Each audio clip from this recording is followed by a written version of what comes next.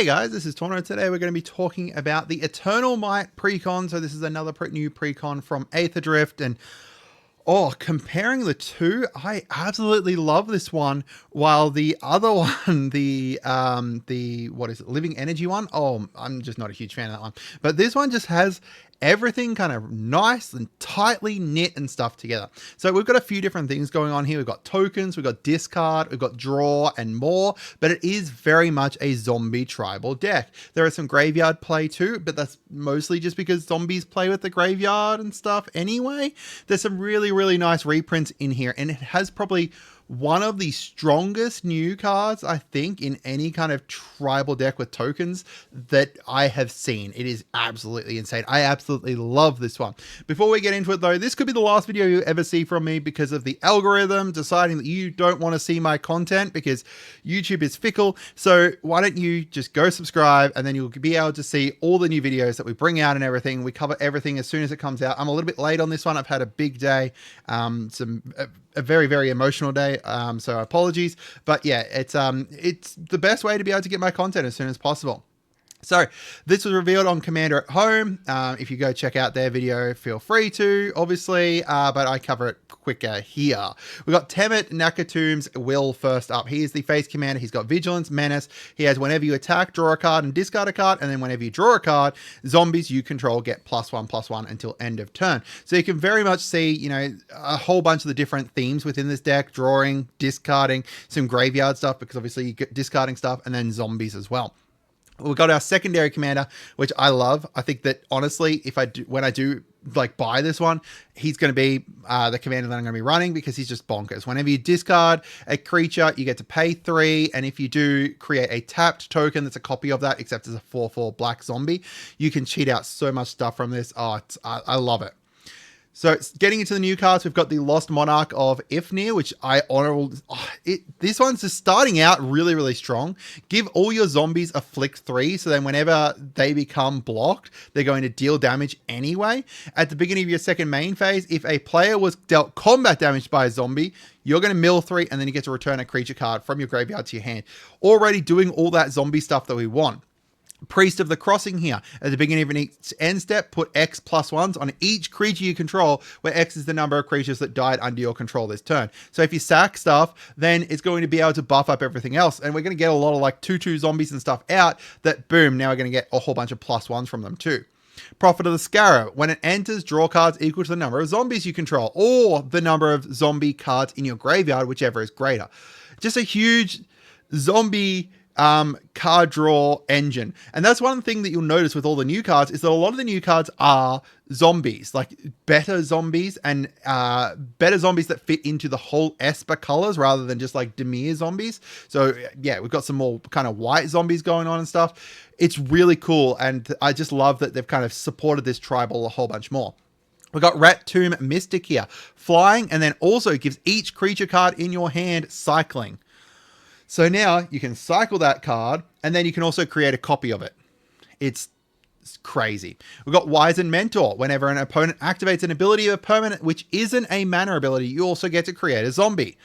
That's going to happen a lot. There is a lot of activators, especially within, like, you know, Commander. There's a whole bunch of like ultimate like loops and stuff like that they're going to have to at least activate one ability.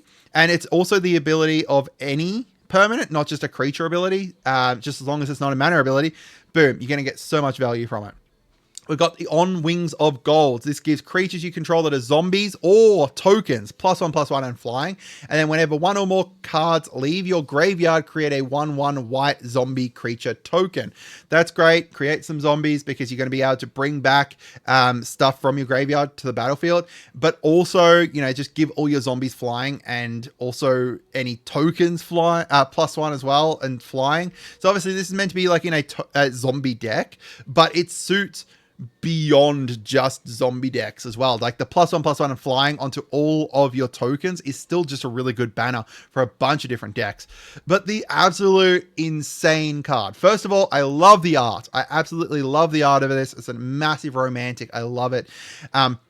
So this one here is when it enters, choose a creature type. Now, obviously in this deck, you're going to choose zombies, but if you didn't have zombies, you could choose any creature type. Creatures you control of that type get +1/+0. And then at the beginning of your end step, for each token you control of the chosen type that entered this turn, create a token that's a copy of this. As soon as I saw this, I was thinking about my Heir Apparent deck, where now I can just choose a rabbit. All my Heir Apparents get +1/+0. And then also anytime I create the, rabbit tokens, boom, now I'm going to get to double them. Double every token that enters is, yeah, that's pretty bonkers. That's pretty crazy.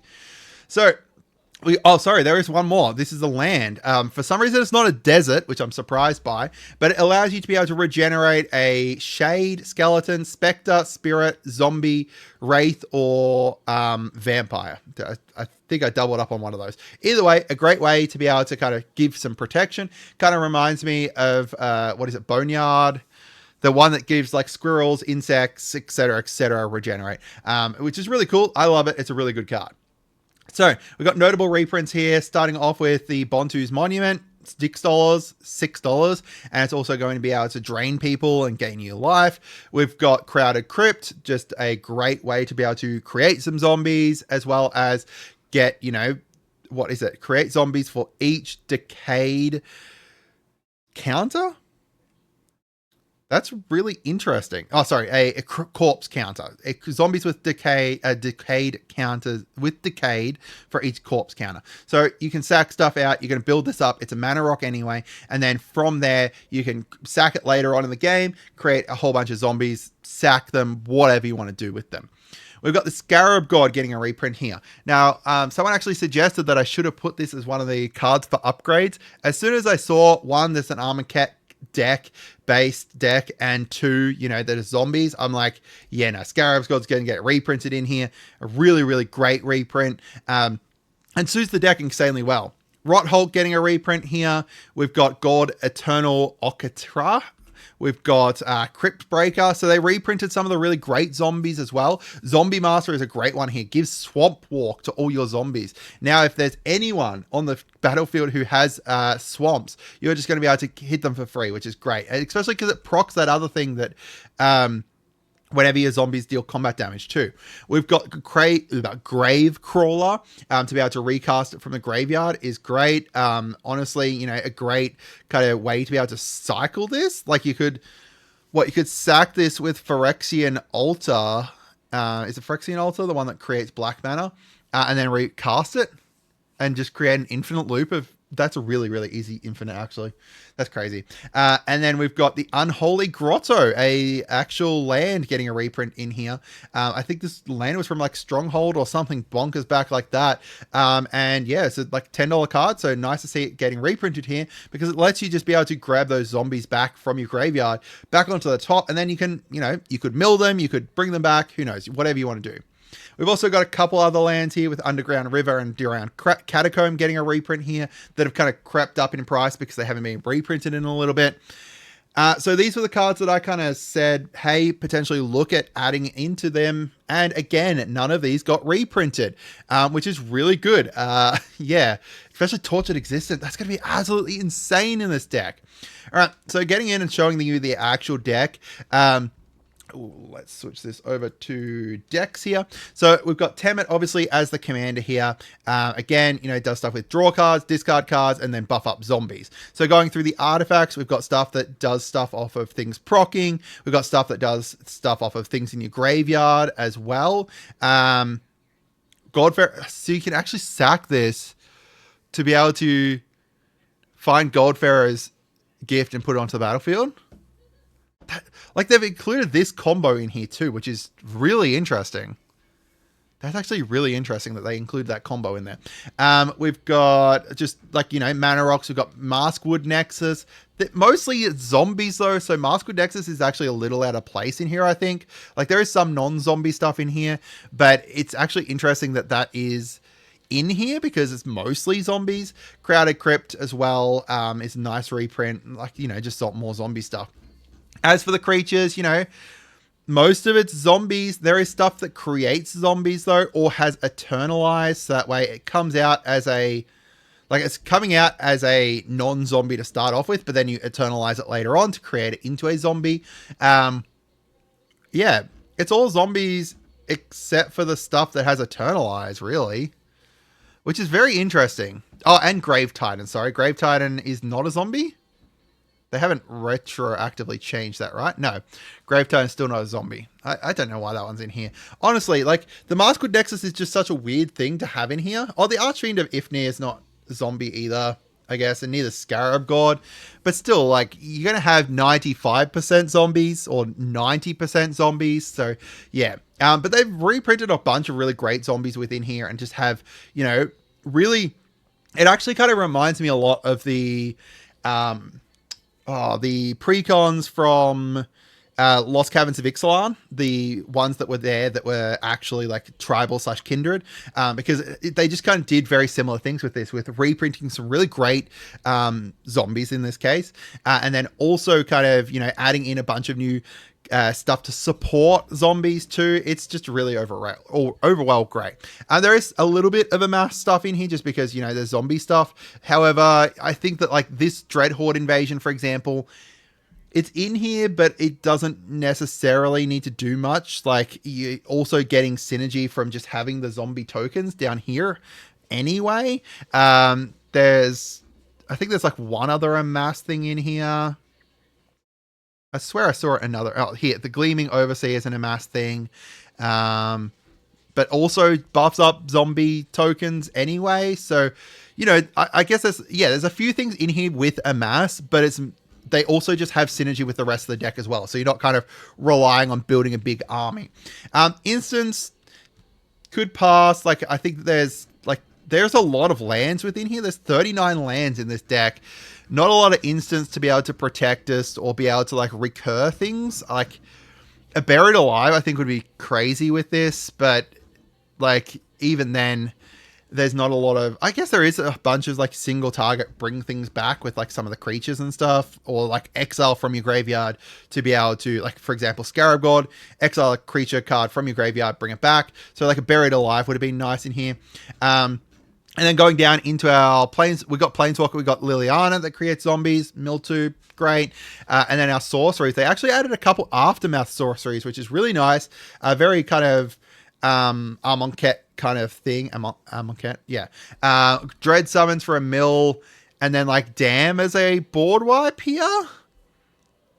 I guess we got like Dusk as a board wipe, and then Damn as a board wipe, which is interesting. Do you know what? I think that, you know what would be interesting here? And I think you could potentially do it, is to build this as like a Lurrus deck. If you don't know who Lurrus is, you need things with CMC 2 or less from your graveyard. So you could potentially build this as like Lurrus Companion, which would be very interesting. You'd have to replace a bunch of the like creatures, but overall could be interesting. And it just gives you more kind of recursion. Even then, Lurrus in like the 99 would be interesting to be able to bring things back, especially if you do switch over to what's his face. Whoops, up the top here, Hashaton. All right, so like overall, having a look at the deck, I think this one is just so much better than the living energy one from what I can see here. Obviously, you know, having to put them into practice and all that kind of stuff is something that I'll have to do, double check everything. But like, I just think this one's a lot more tuned, a lot better kind of put together. But I guess that's kind of just the difference between having like a general kind of energy deck as opposed to a zombie tribal deck. And like, you know, the tribal decks I think are just more kind of cohesive out of the box straight up, and this will, you know, be able to do that. And I really like it. I think that this one honestly is just looking really great. I think that they've just got a lot of the stuff that it needs in it, and this renewed solidarity, I cannot imagine, like, when this hits This is a card that if it comes out and they, it's $1 to start off with or something like that, it's a card that I think you should be picking up. Because guaranteed there's going to be a bunch of decks that this is going to suit so well into that are just going to be creating tokens of a chosen type. If you create a whole bunch of dinosaur tokens, or dragon tokens, whatever tokens, any kind of tribal deck that creates tokens, this is great in. But that's it for today, guys. Have a great day and goodbye.